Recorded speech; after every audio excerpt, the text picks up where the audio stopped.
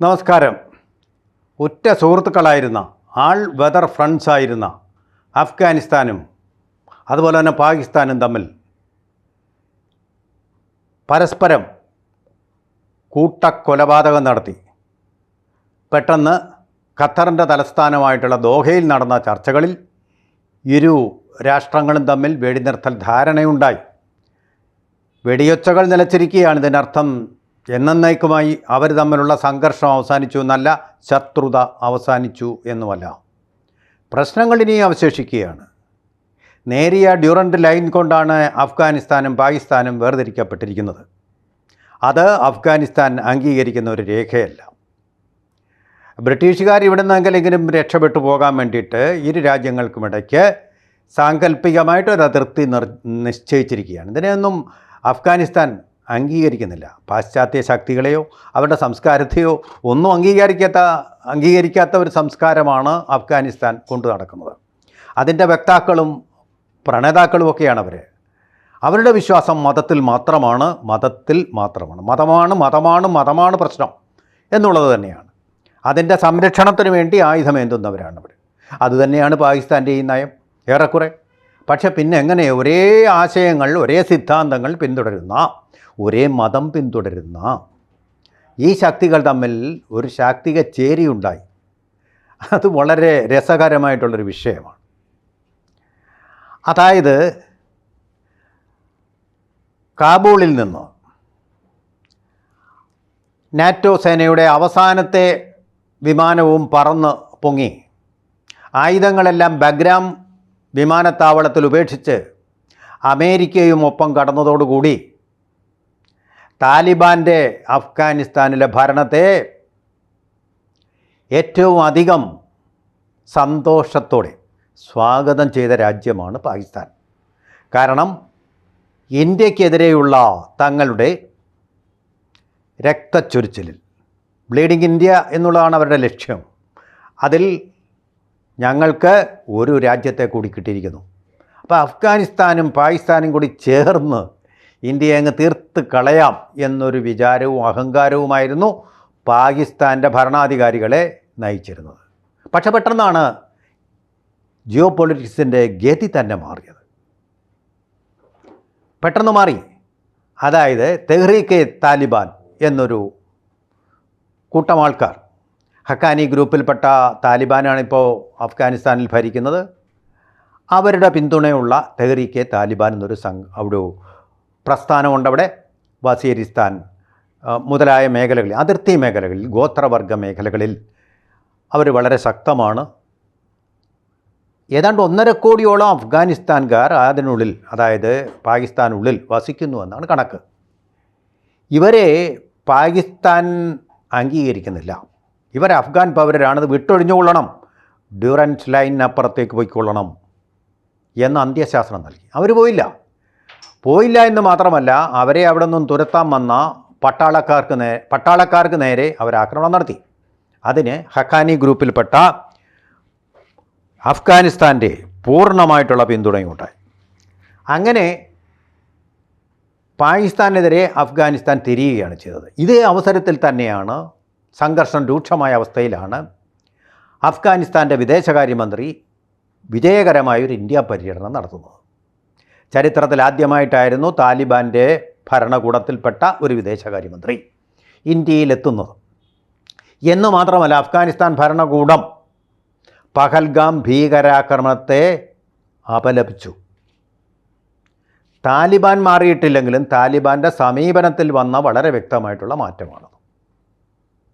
എന്ന് മാത്രമല്ല, ഓപ്പറേഷൻ സിന്ദൂറിനെ അനുകൂലിച്ചു. അനുകൂലിക്കുകയും ചെയ്യുന്ന ഒരു രാഷ്ട്രത്തെ നമ്മൾ പിണക്കേണ്ട കാര്യമുണ്ടോ? അതുകൊണ്ട് തന്നെ നയതന്ത്ര ബന്ധം ഇതുവരെ സ്ഥാപിച്ചിട്ടില്ലെങ്കിലും അദ്ദേഹത്തെ വരവേറ്റു. അദ്ദേഹം പ്രധാനമന്ത്രിയെ കണ്ടു. അദ്ദേഹം അവരുടെ എംബസിയിൽ ഒരു പത്രസമ്മേളനം നടത്തി. പത്രസമ്മേളനത്തിൽ സ്ത്രീകൾക്ക് പ്രവേശനമില്ലായിരുന്നു. കാരണം യാഥാസ്ഥിതിക റാഡിക്കൽ ഇസ്ലാം വിഭാഗത്തിൽപ്പെട്ടവരാണ്.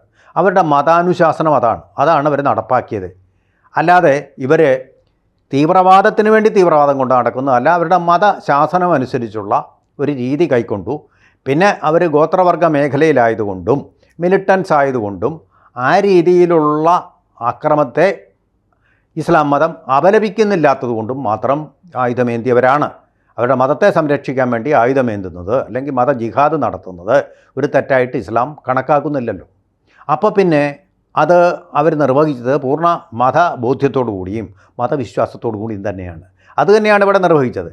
പക്ഷേ ആ മതം തന്നെ പാകിസ്ഥാനും ഇവരുടെ ഈ അഭിമതവും അതുപോലെ തന്നെ മതവും പാകിസ്ഥാനുമായിട്ട് സംഘർഷം ഇടയാക്കി എന്നുള്ളതാണ് ഏറ്റവും വലിയ ഒരു വൈരുദ്ധ്യം. ആ വൈരുദ്ധ്യമാണ് ഇപ്പോൾ നടക്കുന്നത്. ഈ ദോഹ ചർച്ചയിലൂടെ വെടിനിർത്തൽ പറഞ്ഞുവെങ്കിൽ ഈ പ്രശ്നം അവസാനിച്ചിട്ടില്ല. 1.5 കോടി അഫ്ഗാനിസ്ഥാനികളുടെ പ്രശ്നം അവസാനിക്കാതെ ഈ പ്രശ്നം അവസാനിക്കാനും പോകുന്നില്ല. ഇത് താൽക്കാലികമായിട്ടുള്ളൊരു അർത്ഥവിരാമം മാത്രമാണ്. ഇതിനിയും തുടരാനുള്ള സാധ്യതകൾ ധാരാളമാണ്. കാരണം കാബൂളിലേക്ക് കയറി പാകിസ്ഥാൻ പട്ടാളം ആക്രമണം നടത്തിയിരിക്കുന്നു. അതായത് ഹക്കാനി വിഭാഗത്തിൽപ്പെട്ട ഒരു തീവ്രവാദി അവിടെ ഉണ്ടെന്നുള്ള ധാരണയില്ല. അദ്ദേഹത്തെ കൊന്നൊന്നുമില്ല, പ്രിസിഷനൊന്നുമില്ല, യാതൊരു ലക്കും ലഗാനും ഇതില്ലാതെയാണ് പാകിസ്ഥാൻ്റെ ഈ ബോംബാക്രമണങ്ങൾ നടക്കുന്നത്. ഈ വസീരിസ്ഥാൻ അതിർത്തി മേഖലയിൽ വിമാനത്തിൽ ബോംബ് കൊണ്ടുവന്ന് സ്ഫോടനം നടത്തിയിട്ട് അവരുദ്ദേശിച്ചത് തെഹ്രീക്ക് താലിബാൻ ഭീകരവാദികളെയാണ്. പക്ഷേ മരിച്ചത് 10 കുട്ടികളാണ്.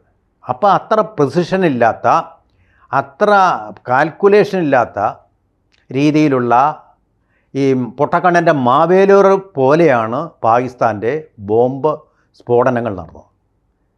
അതുമായിട്ട് വെച്ച് നോക്കുമ്പോൾ ഓപ്പറേഷൻ സിന്ദൂറിൽ നമ്മൾ നടത്തിയ ഓപ്പറേഷൻസ് എത്ര കൃത്യമായിട്ടാണ് പാക് ചാവേർ നിലങ്ങളെ, പാക് ഭീകര കേന്ദ്രങ്ങളെ തകർത്തതെന്ന് ഓർക്കണം. അപ്പോൾ 2 രാജ്യങ്ങളുടെയും മിലിറ്ററി ടെക്നോളജീസ് തമ്മിലുള്ള ഒരു വ്യത്യാസം കൂടെ അത് സൂചിപ്പിക്കുന്നുണ്ട്. ഇവിടെ വേറൊരു കാര്യം ഓർക്കേണ്ടത്, ഈ അഫ്ഗാനിസ്ഥാൻ ഇങ്ങനൊരു എയർഫോഴ്സേ ഇല്ല. അവരുടെ മുഴുവൻ ഗറില്ല വാർഫെയറാണ്. ഇതുകൊണ്ടാണ് അവരെ അമേരിക്കയും നാറ്റോയും ഒരുമിച്ച് ആ രാജ്യത്തു നിന്ന് ഓടിച്ചത്.